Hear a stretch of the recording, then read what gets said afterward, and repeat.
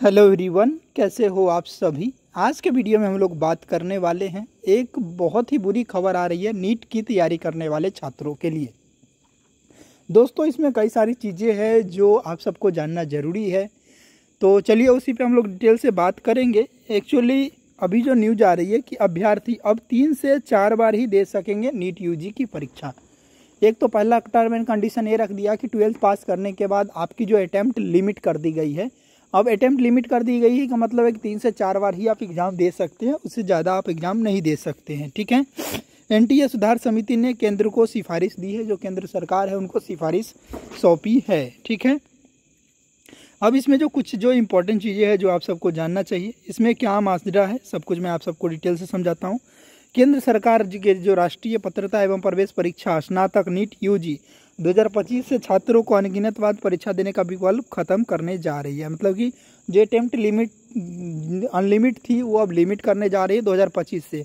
अगले साल से छात्र को 3 से 4 बार ही नीट यूजी दे सकेंगे, और साथ ही JEE मेंस की तरह एक दिन के बजाय परीक्षा जो है कई दिनों तक चलेगी, और पालियों में, मतलब कि जो होता है ना, जैसे कि 3-4 दिनों तक एग्ज़ाम चलती है, मॉर्निंग शिफ्ट, इवनिंग शिफ्ट, इस तरह से एग्ज़ाम चलेगी जिस तरह से JEE की एग्जामिनेशन चलती है। और ये सिफारिश दी है, लेकिन सरकार ने अभी इस पर फैसला नहीं लिया है। ठीक है।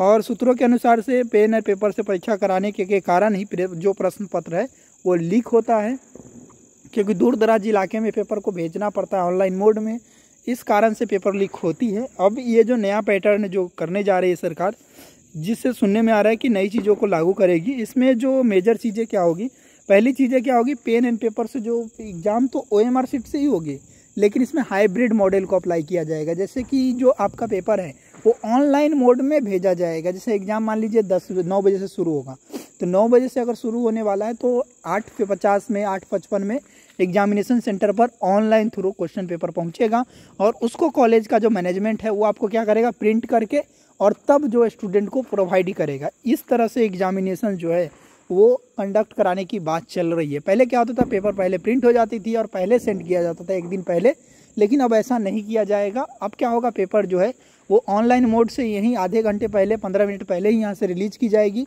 एग्जामिनेशन सेंटर के जो वेबसाइट होगी, ईमेल ID होगी वहाँ पर, या फिर उसके टीम के पास, जिससे क्या पेपर लीक ना हो सके और टाइम का जो गैप हो दोनों के बीच में ज़्यादा ना हो, ताकि सिक्योरिटी बने रहे और पेपर लीक ना हो।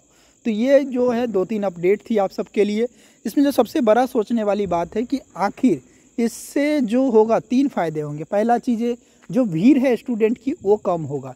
दूसरी चीज़ें जो इम्पोर्टेंट है वो ये है कि जो पेपर लीक की जो शिकायतें आती थी वो नहीं होगी।